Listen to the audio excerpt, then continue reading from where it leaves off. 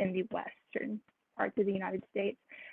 Here we see a picture of migrant workers actually traveling from Mexico to states such as California, which we will talk about more in detail, just to show us that this growing population of workers of a Mexican origin were being treated in different ways depending on where they were located, and then specifically within the United States. This resulted in an unequal application of sterilization laws.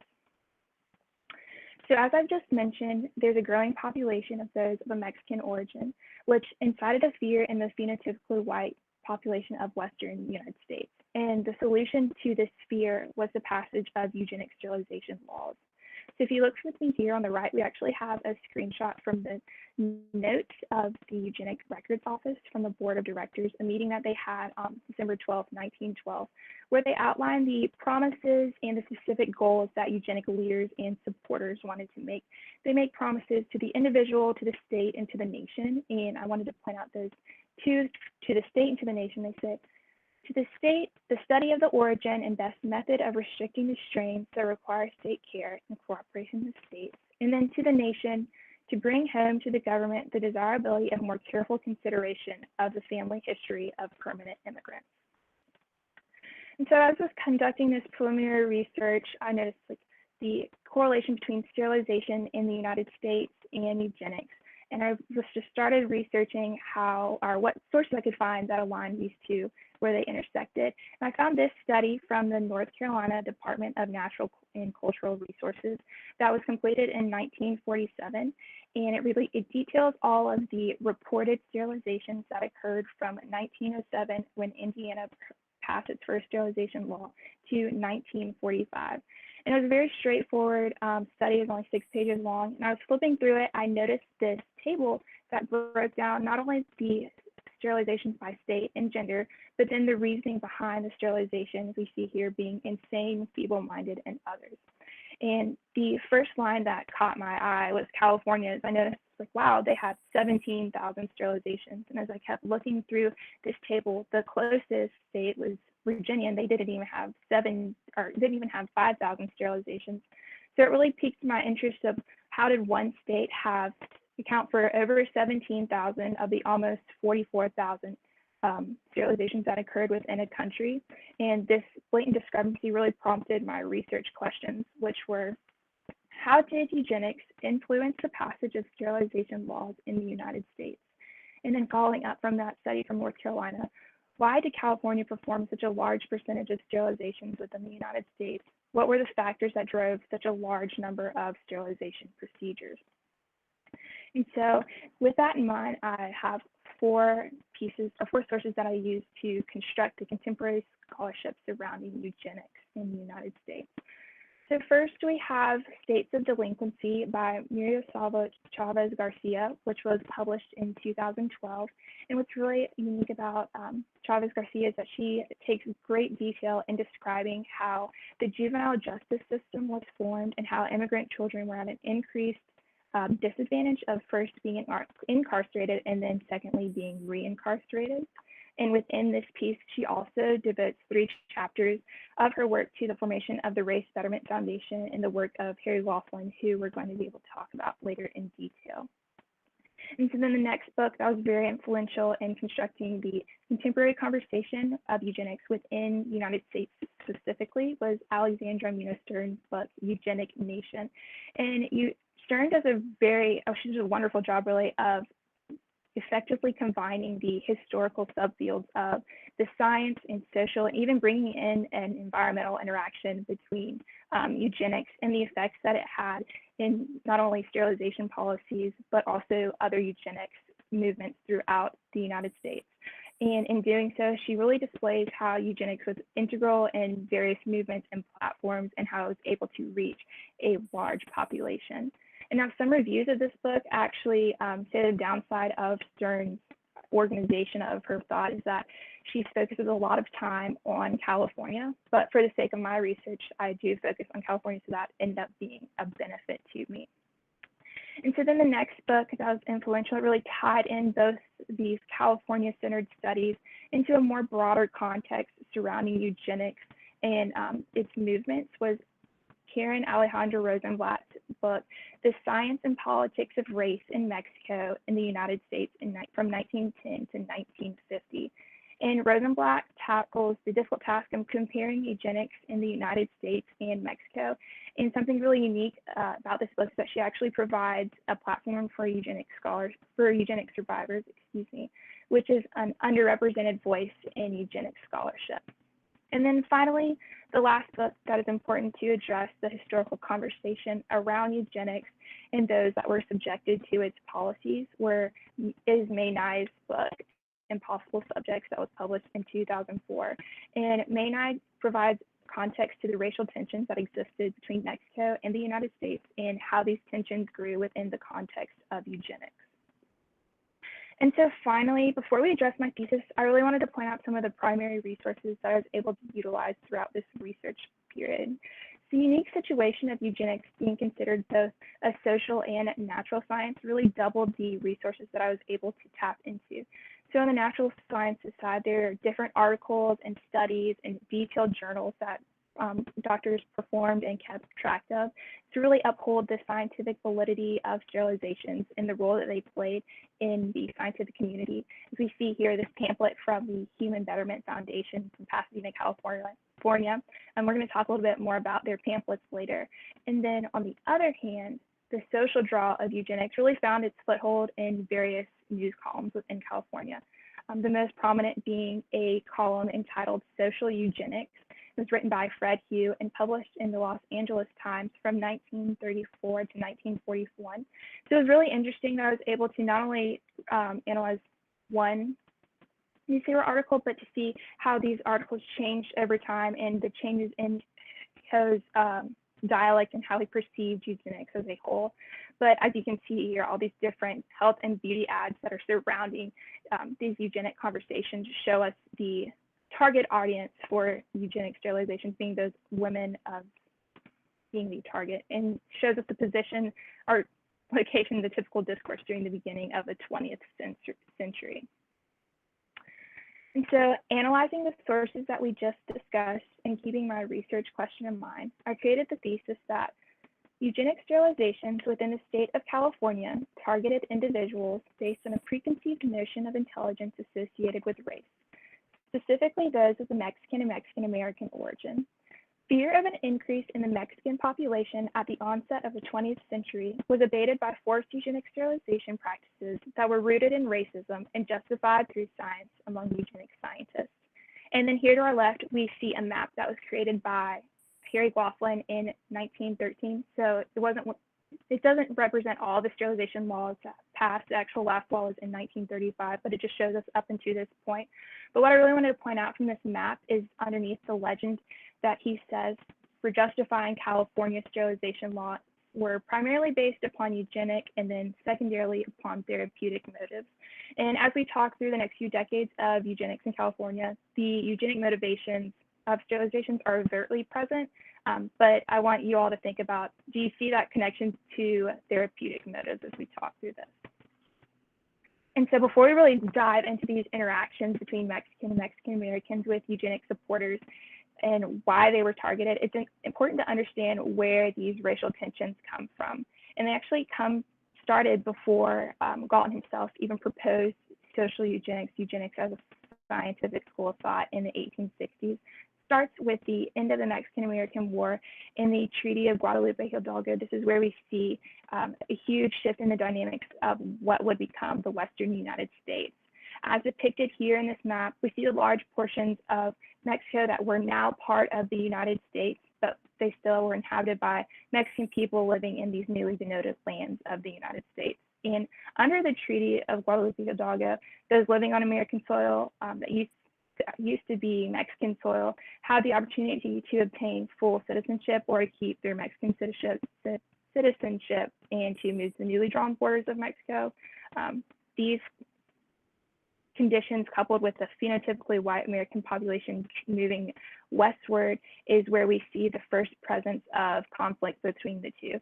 So phenotypically white Americans moving westward, fulfilling that manifest destiny, are perceiving the presence of now Mexican Americans as weakness. At the end of the war, they perceived the acquisition of land as a win. The fact that they won meant that there was a loser being those of Mexican origin.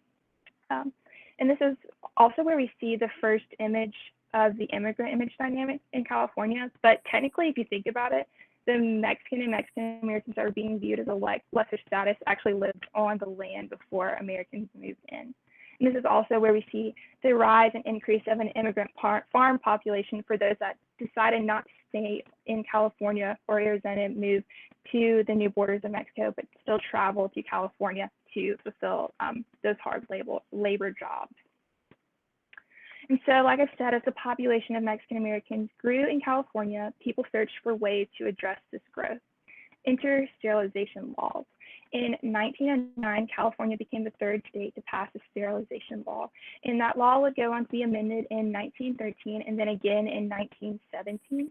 And in these amendments, it was really interesting to see how more power and protection was granted to the doctors that were performing sterilizations, and they were given a lot more leeway in justifying their procedures, as seen through the process a patient went through to be sterilized. So, if someone had been in prison twice for any sexual crime or been deemed insane or feeble-minded, the only rationale was the approval of two authorized administrative personnel within the institution.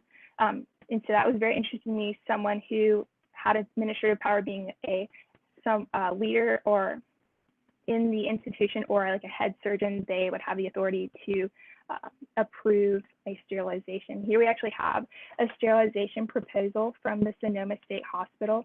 And there's some things I want to point out about the wording we see here in that box of red. It says, as this patient is suffering from a mental affliction which may have been inherited is likely to become transmitted to descendants, we should like instructions to perform the operation of sterilization. First, the lack of a true definition of what the mental affliction is that this woman is suffering from. And they use the words may have been inherited and is likely to become transmitted. It's a lot of gray area. There's a lot of ambiguity around sterilization procedures that were then wildly approved for sterilization. So this really prompted me to see if people were actually rejecting these sterilization procedures. Because I mean, sure, there were some that probably didn't know what was happening, but there had to be at least a small population that had awareness that they were being operated on. And what I found was in the 15 years following the 1909 passage of the first sterilization law, only 6 families contested sterilization, 2 of them being of Mexican origin. And then that number then continued to grow in the 1920s and the 1930s. There's a total of 150 objections. And most of those objections were really based on a lack of consent between a parent and a child, or citing religious reasons for rejecting a sterilization. So something very interesting is that eugenic sterilization was accepted in the scientific realm more wildly than it was accepted as a social means to an end in California. And because there was some level of apprehension from those living in California. And this is where we enter Harry Laughlin, who is a eugenicist who served as a superintendent on the Eugenic Records Office when it opened in 1910. And he really took it upon himself to introduce eugenics to the population of California and to showcase it as a solution to the growing immigration population within the state, specifically those of a Mexican and Mexican American origin. And he did this by promoting and handing out various papers and studies. And one of these is the Surveys and Mental Deviation in Prisons, Public Schools, and Orphanages in California, which was published in 1918. And in the summary of their findings, it was recorded that those of an immigrant status were considered, quote, a lower racial level than found among American whites. And so this attitude, coupled with the recent passage of sterilization laws, was really a recipe for disaster that allowed eugenics to take hold in the 1910s in California, become popular in the 1920s and 30s. And so just as Harry Laughlin cited the growing population of those of Mexican origin, the census actually backs up this claim that he makes from we can see the comparison of the 1900 census to the 1920 from those Mexican origins living within the Los Angeles County. You see a growth from 5,000 to 50,000 in just 20 years. And now another important event that occurred during this time period was the passage of the Reed-Johnson Act. And when I first read about this act, I was like, okay, this makes sense. There's a large influx of Mexican migration. People are freaking out about it. They're going to set quotas, and this will mean that the quotas set in place, eugenics, I should see a trend start slowing down again. But then after reading an essay published by May Nye, who we talked about in the Historiography, she pointed out that actually Mexico did not have a set quota, and neither did Canada. Instead, they had various visa and travel requirements that they had to abide by, rules that they did not follow, that some did not follow, which instead more into the racial tensions we discussed earlier. But also something to keep in mind is that they weren't subjected to these quotas because they were needed to work those hard and physical farming jobs. And then lastly, another event that occurred just 4 years after the passage of the Reed-Johnson Act was the creation of the Human Betterment Foundation by E.S. Gosney. And when he was asked what his goals and aspirations for this foundation were, he said, "To foster and aid constructive and educational forces for the protection and betterment of human family in body, mind, character, and citizenship." So Gosney really wanted the Betterment Foundation to be used as an educational tool, but keep in mind that the education they were providing to the general public was to spread eugenic ideals and that were targeted at a specific subpopulation. And so now the next big developments that occurred during the 1920s and the 1930s was the role that the media played in expanding the eugenic audience and the continual promotion of sterilizations as the solution to this recent spike in population. So we see the role of the media really clearly here in Fred Hughes' social eugenic column that I talked about earlier. And it was very interesting to see how in the beginning publications during those 1934, 1935 issues, he portrays eugenics as a possible solution. This is just something to keep in mind. But by the end of the 30s, really in the 1935, 1940, and 41, he argues that it's our only hope to save future generations.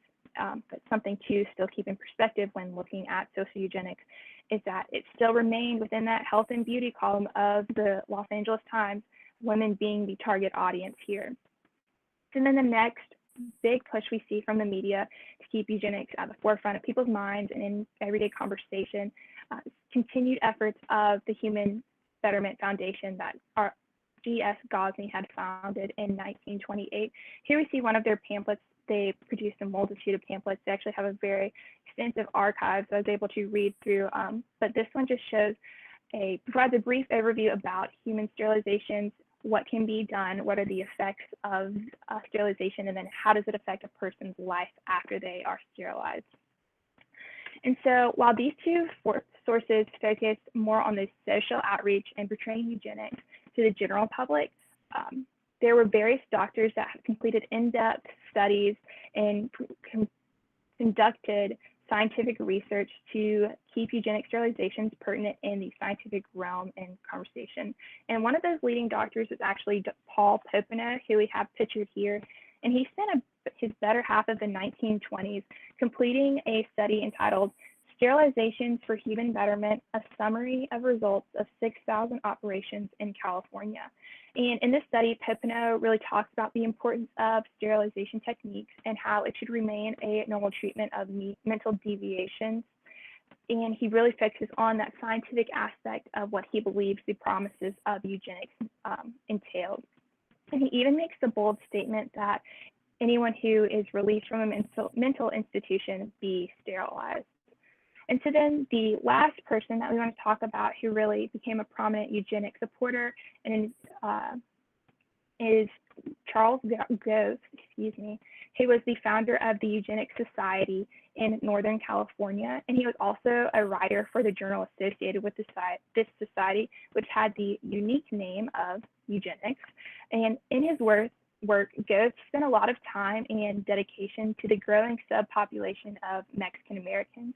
He went as far as calling them scruffy and contagious, and he repeatedly made correlations between the Mexican American population in California to the African American population in the South.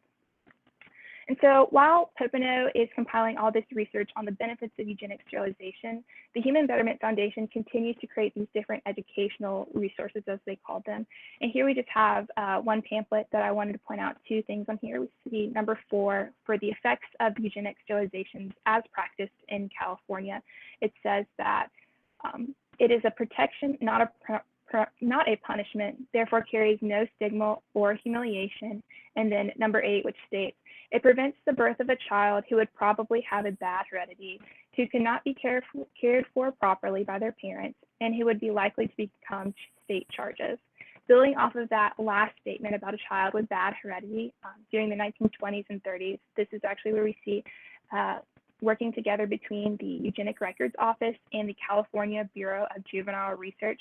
They sent out field workers to compile data on various boys who had been incarcerated or had interactions with delinquencies. And here to our right, we actually see a picture I found of the Eugenic Records Office in Cold Spring Harbor, which is the records office in New York, but they still, just to show you what a traditional field worker's office was. This is actually one of the few jobs women were involved in within the eugenic realm of research. And so one field worker that I actually got to read about her name was Mildred Covert, and she talked about a visit that she made to an 11-year-old boy named Victor. And during her visits, he was a Mexican-American boy, excuse me. During her visits, Mildred would perform the various intelligence tests and memory games. And once she finished her test on Victor, she noticed that he scored in the superior range quartile, but she attested this to the fact that he had to have been practiced or someone had coached him, and it was nothing that he had done on his own. And so this, even if a boy was intellectually advanced, the field workers would not acknowledge their intelligence because of these preconceived notions of a lesser status and intellectual capabilities of Mexican Americans. And so moving on to the 1940s and 1950s, this is where we see our first major shift in eugenic practices and rhetoric. After World War II, eugenics within the United States was totally repackaged and rebranded. And one of the major leaders who took charge in this initiative was Frederick Osborne, who was the secretary of the American Eugenics Society. And it was under the direction of Osborne that he had declared eugenics would no longer have a racial and social class bias, but would be repackaged as a whole. And he proposed to focus on individual health rather than targeting a specific portion of the population, such as those of a Mexican or Mexican American origin. And such changes are outlined, in this journal from Science, where Osborne says, for the first time, negative eugenics seems to be moving towards its goal with respect to the most severe diseases, mainly due to heredity. The medical profession is increasingly interested in problems of medical genetics, shifting away from that social aspect of eugenics and focusing more on the scientific side of it. And then secondly, that parents alone must make the choice. The process of selection must come as the spontaneous response of individual couples to the pressures and aspirations of their environment. Rather than forcing sterilizations upon a patient, they would have the opportunity to decide for themselves, which was completely opposite of what we'd seen earlier.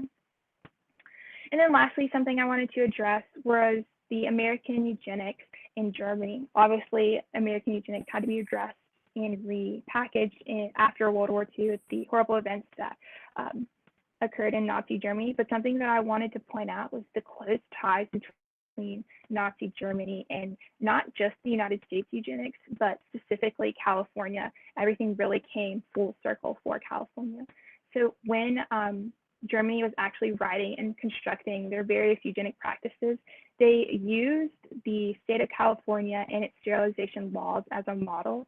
And after the implementation of their policies, Charles Goth, if you remember from earlier, founder of American Eugenics, he made note of Germany's sterilization laws and calls them impressive. And so when I say that Germany used California's as an outline, they had all of the journals, publications, and studies that we just talked through, and it really was a how-to guide to creating their own eugenic movement. And lastly, I wanted to address two studies that I'd found that analyzed the sterilizations that took place in the state of California. So this first graph is from research conducted by students at the Honors College of Vermont University. And I wanted to make note of two different areas. We look here from 1933 to 1950, and then 1950 to 1955. From 1933 to 1950, we see this huge jump where there's barely 10,000 sterilizations, then jumping to just below the 20,000 mark. This really highlights when eugenics was at its peak and sterilizations were occurring at its highest rate. And then that, in contrast to from 1950 to 1955, where we see there's just a gradual increase, but still make note of the fact that there was an increase. Sterilizations may not have been occurring at the same rate as they had been previously, but they were still occurring in California. And then the final graph here to our right is a study found in the American Journal of Public Health, which revealed that eugenic sterilizations were disproportionately performed on those of a Mexican or Mexican-American background. Now, for the sake of this study, they used the titles Latina or Latino, meaning a patient who had the last name of a Mexican origin. So analysis of 17,362 sterilizations found that a Latino man was 23% more likely to be sterilized than a non-Latino man, and that a Latina woman was 59% more likely to be sterilized. So just to provide a quantitative analysis to the qualitative analysis of the primary sources we've just discussed. And then just to conclude and wrap everything up, eugenical practices drove the passage of sterilization laws in California. And this is really as a result of an increase in a Mexican and Mexican-American population, and that population growth that incited fear in the white population of the state of California. And as an effect, these sterilizations were viewed as a solution to a growing working class. And as a result, people of Mexican origin were unequally targeted for the implementation of these sterilization laws. And so as eugenics became established in the 1900s up until really the 1940s, where it reached peak popularity, and then it had to be completely repackaged after World War II, we really don't see the presence of the word eugenics. There were still eugenic practices occurring, but just because of that repackaging, rebranding, it's not under the same guise. The next time we see eugenics within California is actually when the Governor Gray Davis issues a formal apology in 2003. He says, "To the victims and their families of this past injustices, the people of California are deeply sorry for the suffering you endured over the years. Our hearts are heavy for the pain caused by eugenics. It was a sad and regrettable chapter, one that must never be repeated." So these are just the citations for the pictures that I have within this presentation. Any questions?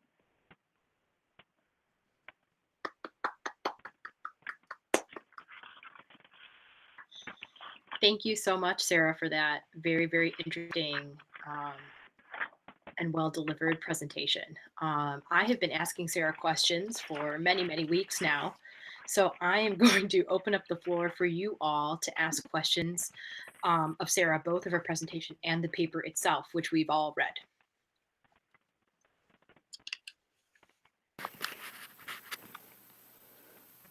I'll start with a question.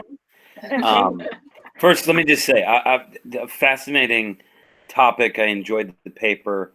Well, I wasn't going to ask this, but I'll ask it real quickly. Did you look at anything to deal with, the Whitten Center was the place where South Carolina conducted the majority of their sterilizations, and some of the very language I've read about Benjamin Whitten is right in line with some of those early sources that you're providing. So I didn't look specifically. Sorry. I didn't look specifically at the Whitten Center, but I did want to see, like, since I did focus on California, what about the South? What about South Carolina? This is where we live. And it was very interesting that South Carolina was actually the second to last state to pass a sterilization law. I believe it was in 1935. And as a result, we had a very decreased number of sterilizations, but I didn't look into the specifics of different areas. That's a good question to look at. Yeah. Okay. So my real question, and you're good, and I guess that's a good thing where South Carolina is lagging behind the nation. Maybe one of the few times. Yeah, no, I was interested. You pinpoint the origins of these racial animosities. You root them seemingly in the Mexican-American War and the outcome of that war. And I was just wondering, what was it in that war that you saw that? Realizing you didn't really focus too much on that, but and I would ask you to, if you had considered perhaps that these racial animosities were in fact a contributing factor to the war. But I'll leave it with you. Why did you pick the war as the origins of that? So that's a good question. It was actually proposed, also Dr. Sumner asked me a similar question, but it's something that Stern brings up in Eugenic Nations, and she talks about the influence that the Mexican-American War played in really the establishment of different tensions that then transpired into California specifically. So it was because of her scholarship and then conversations with Dr. Sumner that I decided to focus on that. Okay. Well, I would. Oh, sorry. Yeah, and I would just add that, just obviously on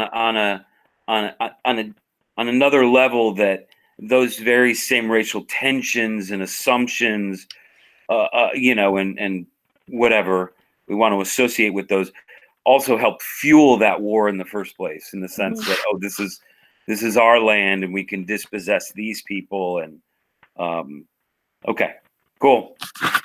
Sarah, as a quick follow-up, and this is something that we talked about too, if you're tracing this all the way back, these racial tensions that develop between phenotypically white Americans and people of Mexican American descent.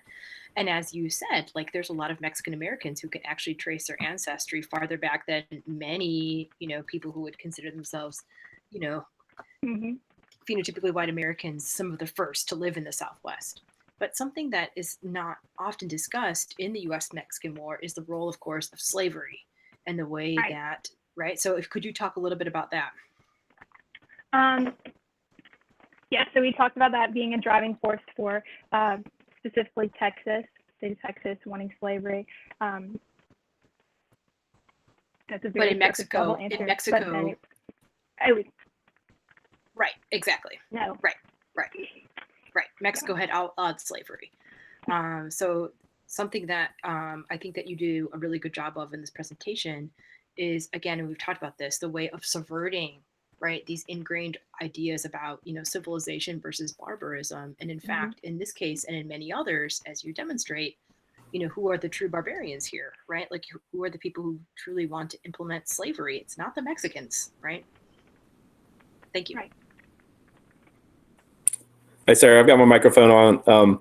And I figured before we got too far into the questions, I had kind of a more of a ideological question, like about your presentation and your paper in general. But by the way, thank you for the presentation. Like, you did a good job. Very eloquent. So when we met back in January, I know we were talking about eugenics, and we were looking at it in some capacity in Latin America. And I think the one thing that we asked you as a committee and as a department was, pinpoint some area of Latin America, either a country or a time period within a country. And so I guess my question is what led you to make the shift to California, and at what juncture in your research did you make that shift? So at first, that's a very good question. It's actually a question I came to a conclusion probably later than I should have in my research process. But I decided to focus on California really from that study that I found from North Carolina, because it was so prevalent in the United States, and there were so many primary sources that I was then able to analyze in the state of California. And as you've all told me throughout this process, is that primary sources are a major part of an honors research project. And so I followed where my sources led me, and then I also decided to stay within Mexico, because we really look at that difference of treatments between those who living in Mexico, traveling across the border, and then working in California, how they were influenced differently by different implementations of eugenics. Okay, great, thank you.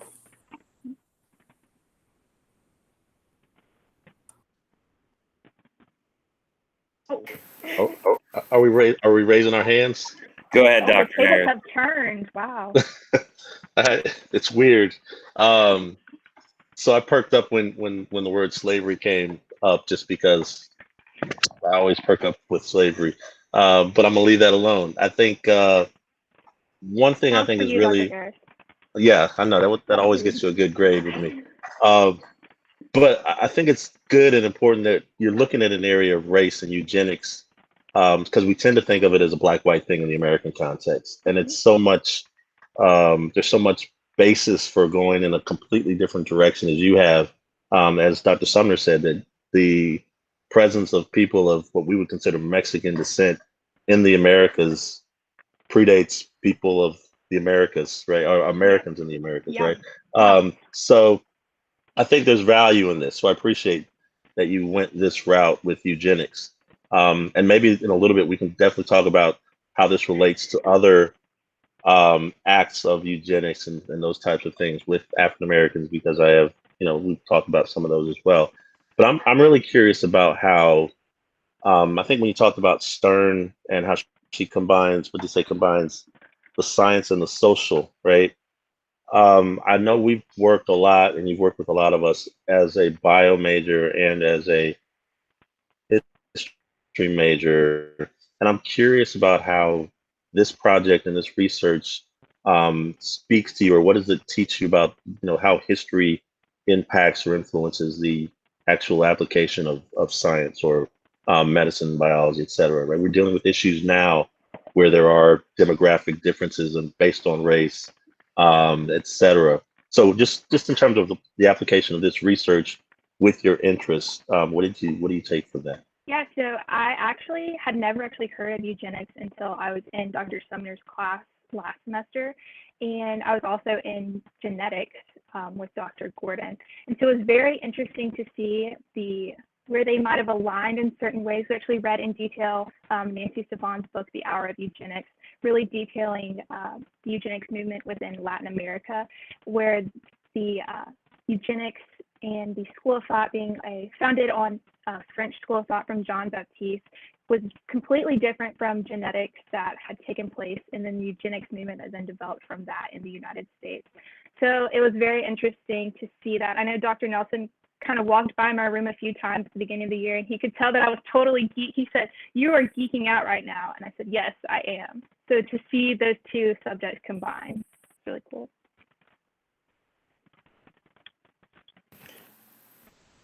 Yeah, I think it's kind of actually scary that you have not heard of eugenics and they're teaching the genetics, that it never comes up at all. But that's a critique I'll try to keep to myself until it wasn't even in my textbook. I looked and it was like not even in the back, like an index of it, nothing. Interesting.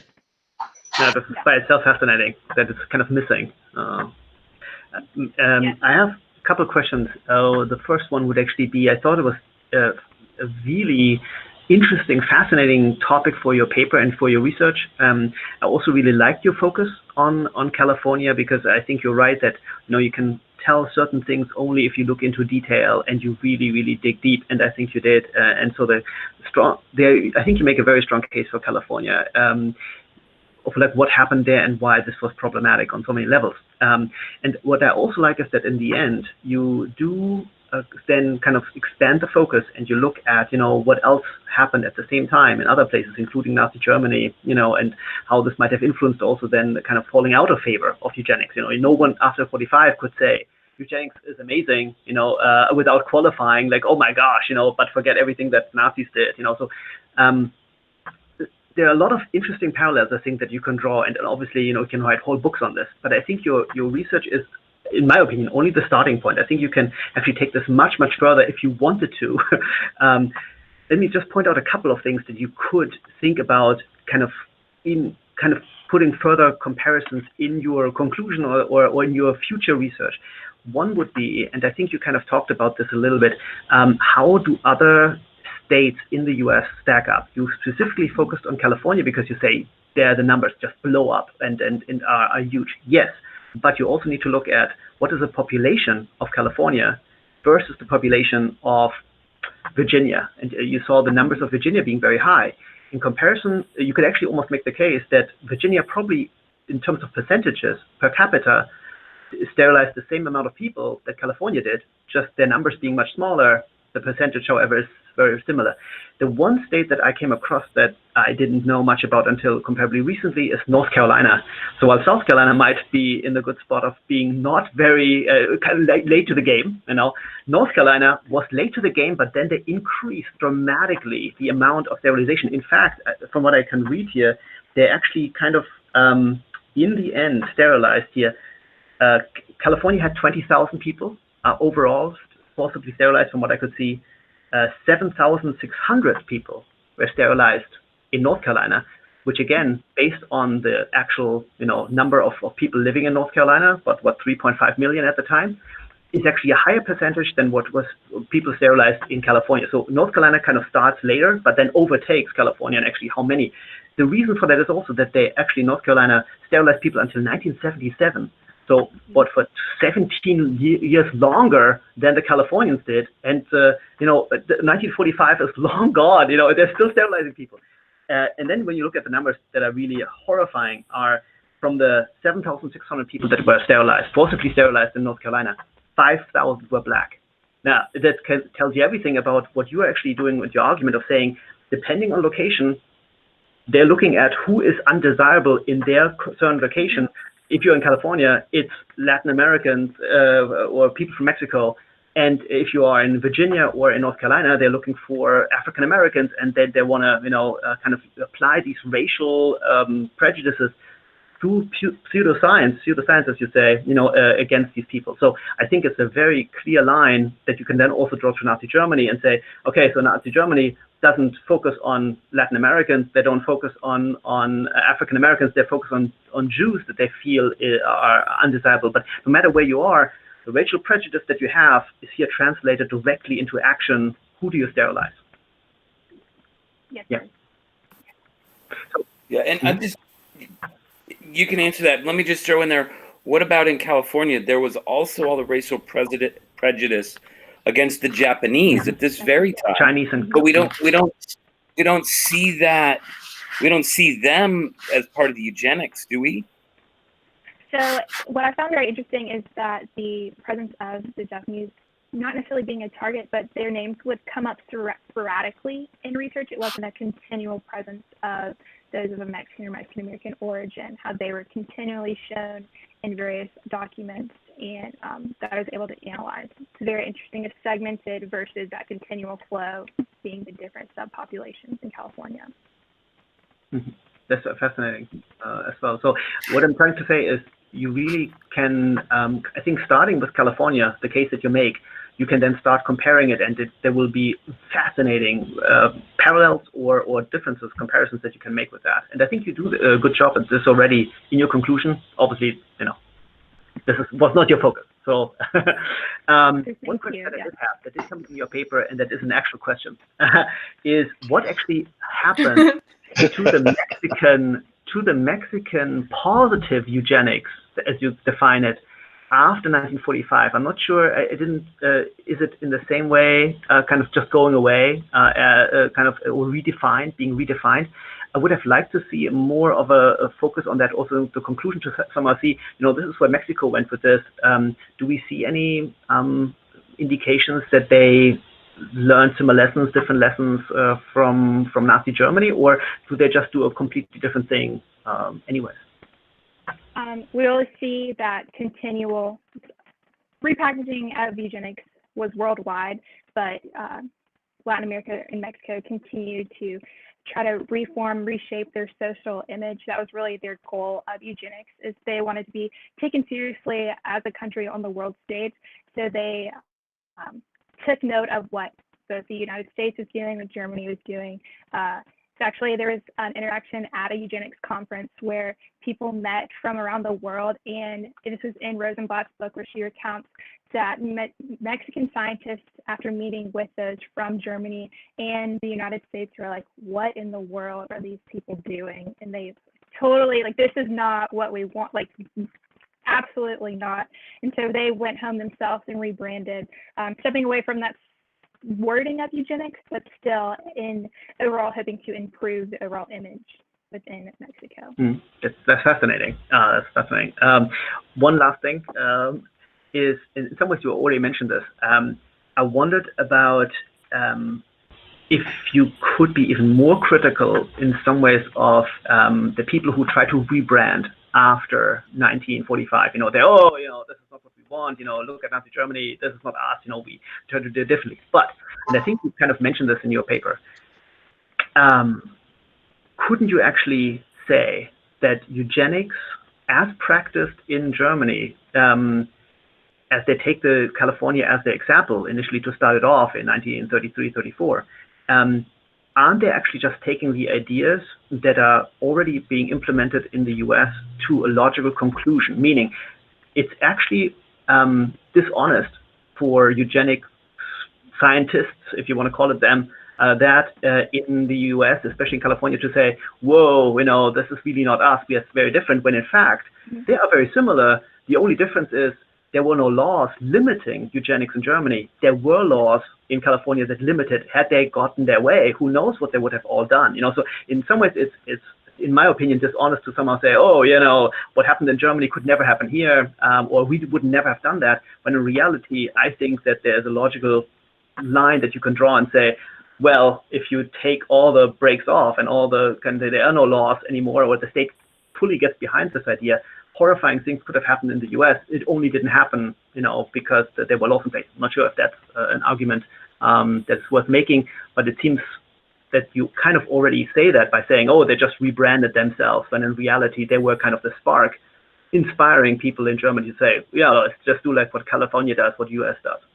No, you're exactly right. The eugenics in California, like I said, it really was a blueprint for Germany and what they then developed into their own eugenics movement. From what I've researched, one published journal that was actually very influential is actually the one that we talked about, the 6,000 sterilizations that Dr. Paul Popenoe, he detailed. And this is actually a very strong, I guess, outline that was then used to justify eugenic sterilization, the procedures being scientific, a great teaching point for then Germany and the sterilization outlook or movement that they implemented. So yes, you are correct. And that's why I wanted to point out how everything came full circle for California, because whenever eugenics in Germany came to the forefront and everyone realized how awful it was, California was like, oh wait, no, like that's not what we're doing. Like, we're focused on scientific development, research. Like, they want to completely separate themselves, but research doesn't lie to show what they. Yeah. Excellent, excellent point. Thank you. Yeah. Yes, I don't want to jump in front of Dr. Heiser, who's he's been patiently waiting. Farmer out at Old 100 Road.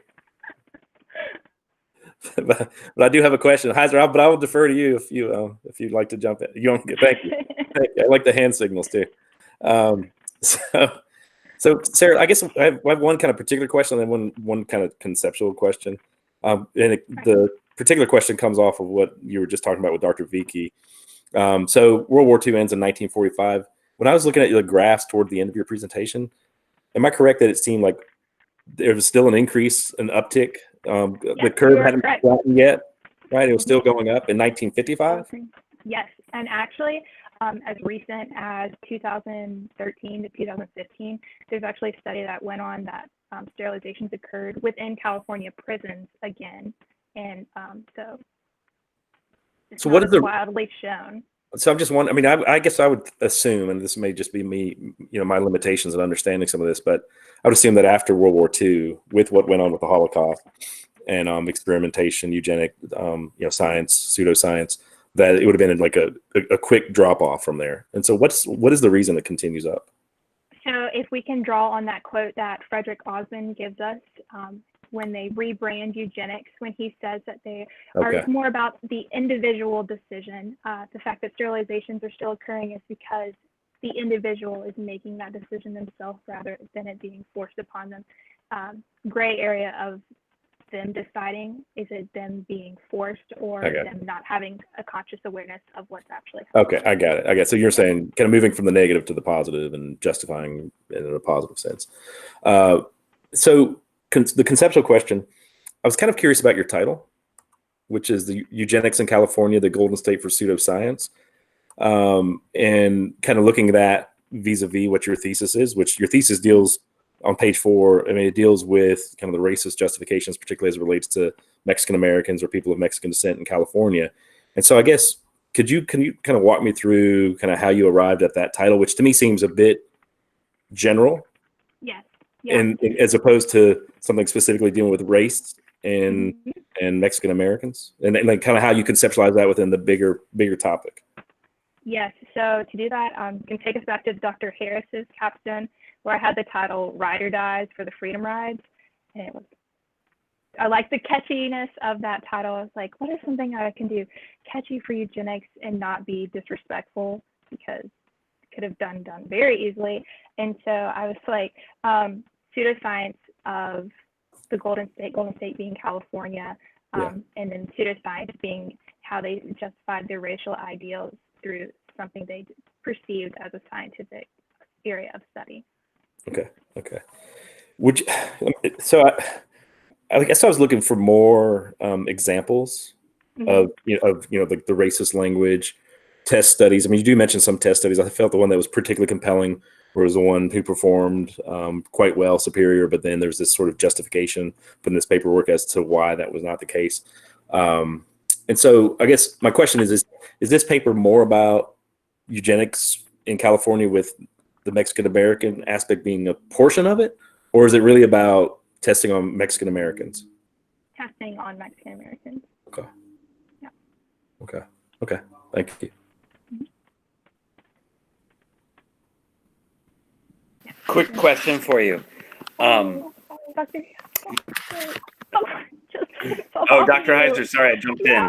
Go ahead, Dr. Heiser. He turned on his microphone and everything. Yeah, he was ready. Yeah. I know. Go ahead, Dr. Heiser. Seniors get to go first. All right. Well, thank you, Sarah, for all of this work. I've got 3 questions for you. I'll just handle them.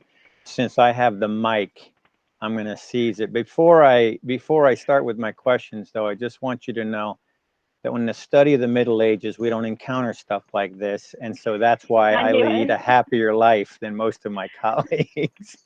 It's all white people. They had no science.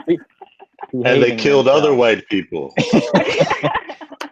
They lived to age 20. And shut down. Okay. Sarah, you had a number of that you gave us for the number of Mexicans in California at a point. I think it was 5,000, and then it rose to 20. Is that right? Yes, sir. That was within the Los Angeles County. Oh, that was just in Los Angeles County. That wasn't in the whole state. No, sir.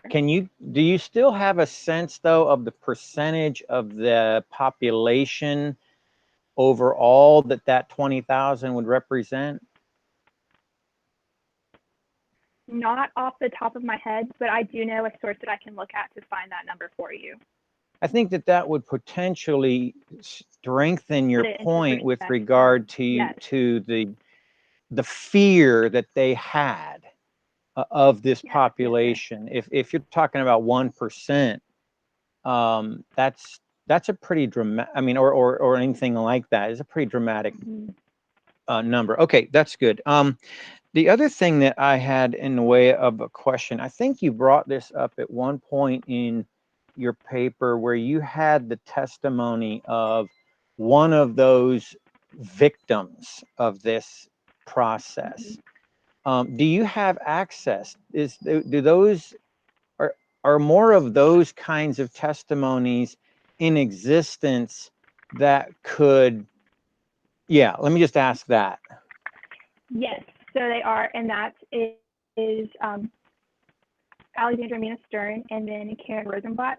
They actually, in their outside of their books that they published on eugenics, they themselves have gone on individual, I guess, research pathways to uncover and understanding different survivors and how they've been effective. Actually, Alexandra Mina Stern has a whole website for eugenic survivors, and she has a podcast you can listen to of talking with some survivors.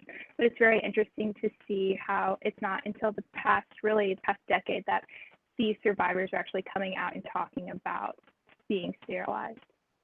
I probably won't listen to any of those, but, Okay, it's very interesting. but it's a No, nice, thank you yeah, for the invitation. I probably yeah. could do without that, but I like to live in my little medieval bubble of safety. But could you answer this for me? Why would you not have incorporated more of that in your paper to maybe capture some of the tragedy Emotion that and this tragedy of it, yeah. would have engendered in the lives of real people versus, you know, scholars in ivory towers writing papers about things they obviously don't know what they're talking about.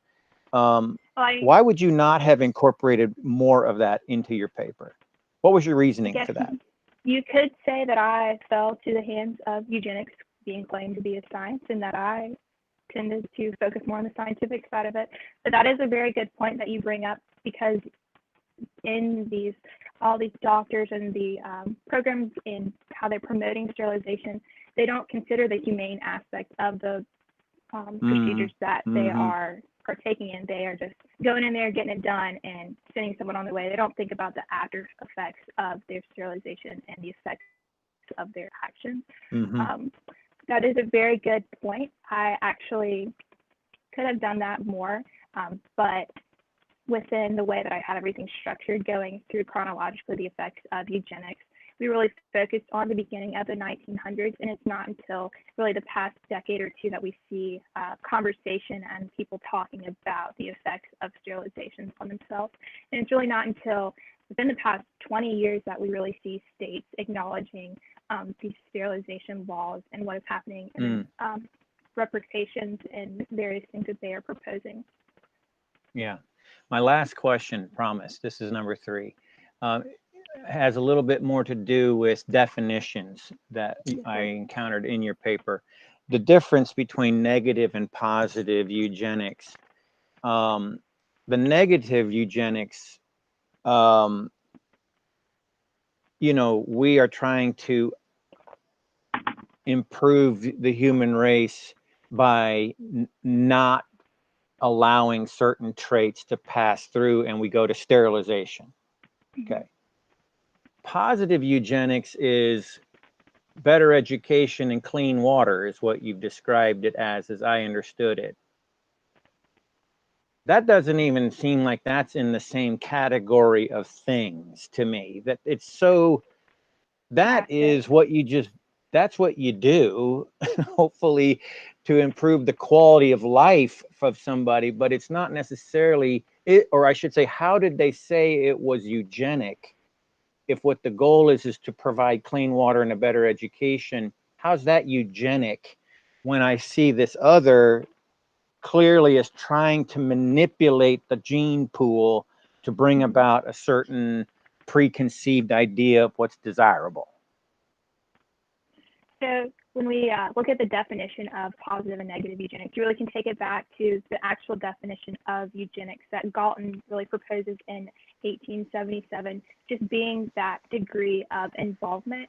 And something within that definition is that it's very gray. There's not a very hard set line of what involvement entails. So you could argue that just providing a set education system or clean water is a degree of involvement. It's just not to the extreme degree of involvement of forced sterilization. I guess I would ask, you know, I have animals out here. I don't think of giving my animals clean water as somehow manipulating the gene pool. I mean, that's what you do, you know, that's what they need, you know. And so that was just a kind of a definitional question that I have. It just didn't seem to be in the same ballpark as negative eugenics. Can I jump in? Thank you. Can I jump? Absolutely. Can I jump in on that same? I mean, I guess so. I even went back further with because you started with what Plato, right? Then to yield the best future offspring. That I took it as you describing negative eugenics as a way of essentially that you're sterilization and you're stopping the bad from reproducing, right? You stop it and you make things better by no more production of these negative peoples, as opposed to the negative, well, it's negative anyway for me, but the word is more like the idea of breeding, where you're not stopping others for reproduction, but you are accentuating the positive, and you want the positive to reproduce with more of the positive, right? Again, in my framework, I go to the Klan. The KKK believes in the same things that you're describing with these eugenicists, and the idea that you preserve the family, you improve the nation by preserving what's good, right? And the way to do it, there are two things you do. You make sure that white women reproduce at a higher level, and you make sure that these other people are reproducing at a lower level, and or worse, even worse than that, we kill them, right? So those types of things. So I guess that's how I read it. I don't know if that's the way you were presenting it, but that the positive was more of a sense of that you accentuate the positive nature, the positive aspects of your culture, and you focus on reproducing that as opposed to centering it on the sterilization and the stopping of the spread of these negatives in civilization. Hopefully I'm not way off, but that's the way I actually understood it the same way, and Sarah might, correct us if we're wrong, but when I looked at it, it does look initially that positive is more positive, but in reality, you could actually make the case that just like the Klan, the Nazis also did both. You try to eradicate certain traits or certain people that don't fit, and you want to promote whatever race you want to promote, and so they're both two sides of the same coin. You can both implement them at the same time. There's no, they don't exclude each other. And I think, Sarah, you also mentioned, and I'm not sure if this is helpful here, this whole idea of what was it, soft and hard eugenic standards somehow. This idea that in Mexico there was a different definition of traits that could be acquired through the environment versus traits that could only be genetically inherited. And this definition could also help, I think, explain why there's a different approach because if you think that the environment matters, then you also need to improve the environment in order to improve the gene pool. When you don't believe that the environment matters, then you don't need that at all. But the only problem with that is the example you give of the Mexican American child who does well on the test, and then they change the definition, right? If he did well, it was because of social influence and impact, and if you don't do well, it's because of heredity and social influence and impact can't. Correct. Like I say to all my students, racism is not, there's no rationale. It's not rational. Correct. Right. Exactly. So those definitions flip. It's when it's useful. Correct. You use it in whichever ways. Right. Mm-hmm. And I think, and something that Sarah and I were talking about, and something that when we did the practice presentation, I was like, I really want you to hit home with, she didn't get the chance to talk a lot about Mexico in this presentation, but she talked more about it in the paper. She just didn't have time. And something that we talked about over the course of the semester is, okay, how do we justify this comparison? Right. And it's exactly as you say, Stefan, which is, this is why it's important to talk about Mexico, because at the same time that the United States is handling eugenics through this idea of hard passing on of traits, as Sarah is saying, Mexico is saying, well, we actually are a super racially heterogeneous nation, and we think that's a positive thing, right? So Sarah, could you tell us a little bit about Jose Vasconcelos and his racial theories? So Jose Vasconcelos had this theory of something called the cosmic race, and he basically summarized it as being the creation of a fifth race, being the culmination of all of the different races, and how all of the best attributes of races currently present in Mexico would then create one that would be superior to all races. Right. So Vasconcelos is actually saying, no, we are actually superior because we're racially different. Right, exactly, because we're racially mixed. But of course, exactly as you say, Dr. Vicky, which is like there's two sides of the same coin, Vasconcelos goes on to become a fascist, right? And so because it's the same kind of thing where he's saying, well, Mexico's is advanced because the more mixed we are, the better we are. But in doing that, of course, he's eliding cultural and ethnic differences, and instead of celebrating them, right, he wants to get rid of them. So, I think it's important that we don't paint Mexico with too positive a light as compared to the United States. They're just very different ways of viewing the way that race works, right? Thank you very much for clarifying. That makes a lot of sense. Sarah, real quick question. When we're dealing with the Mexican immigrants in California, do we see? I didn't see it in your paper. How does religion play a role here? I mean, we're talking about a predominantly Catholic, which comes with the lack of birth control, which fits into this. So, can you speak to that? Did that appear, and how do we make sense of that? Yes, and so that actually is why one of the reasons that really prompted my question about were people objecting these sterilizations because of, like you said, the role of birth control. And I really found that there wasn't a lot of pushback or dissatisfaction with the sterilization procedure. Found more that it was the issue arose over consent between if there was a parent versus a child who could consent to a sterilization procedure. And those were the cases that were, I guess, taken with more seriousness than those who cited grounds of having a religious reason for objecting their sterilization. That was very interesting. Okay, and what about on the flip side from the perspective of Americans? Do we see? I mean, again, I don't know where we might see this, but the anti-Catholicism that helps fuel this. This maybe perhaps puts it too much into a conspiratorial sort of view, but I mean, do we see that on the part of groups that might be supporting this? That's a good question. I just wondered if you ran across anything. The answer is yes. Yes. Okay. That's convincing. But the ways in which that was accomplished, I cannot talk about in detail at this moment. Okay. Yeah. Okay. So the other book too that Alexander Mina Stern worked specifically on stuff looking at Mexico, but the other place, and Sarah and I've talked about this, the other place that's been examined a lot is Puerto Rico, because the United States went into Puerto Rico and was like, oh, you crazy childbearing Catholics, you need to stop having so many children because you're sort of Americans now, even though you're not really. But the work that's been done on Puerto Rico is really interesting because they've basically found that first and foremost, Puerto Rican people were not having more children than continental Americans in the United States, first and foremost. And secondly, there were actually women in Puerto Rico who voluntarily opted for sterilization. And so, again, there's a different side to this argument.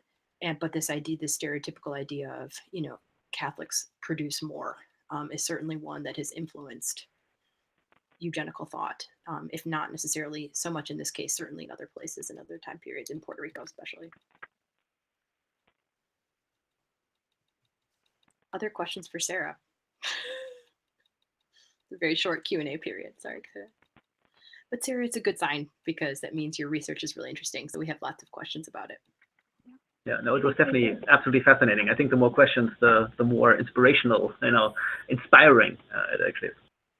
No, and I certainly think, Sarah, for sure, God willing, that we are having normal honors day next year, that you certainly should present this to a wider audience, without a doubt. Yes, please. Okay, any other concluding ideas or questions for Sarah? I'll save mine for honors day next year. Oh, man. You'll have to dust out the Dr. Harris, cobwebs. I know you have so much questions. This is your one chance to ask me. Yeah, Yeah, no, it was I really good. thought it was extremely well done, very fascinating on so many levels. And I think if you push further, if you want to, into this idea of comparison with other U.S. states, with other, I think this could be groundbreaking on so many levels. I think this is a very, very fascinating and important issue that hasn't been discussed yet in enough detail. Thank you. In other words, we don't think you should go to graduate school in science. We think you should go to graduate school in history. Yes. History of science. Actually, we've talked about huge discipline right now. Yep. Okay, well, thank you very much, Sarah. We really appreciate it. And congratulations on giving a very, very well done presentation and working so hard over the course of the semester. Very good. Can I take a picture of you all from from here? Sure. And I did record this, Sarah. Come back.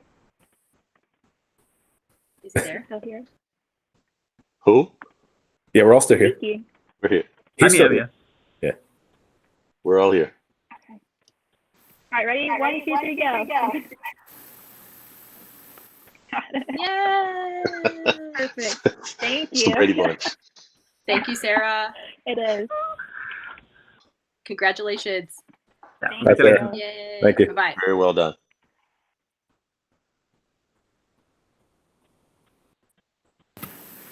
Impressive.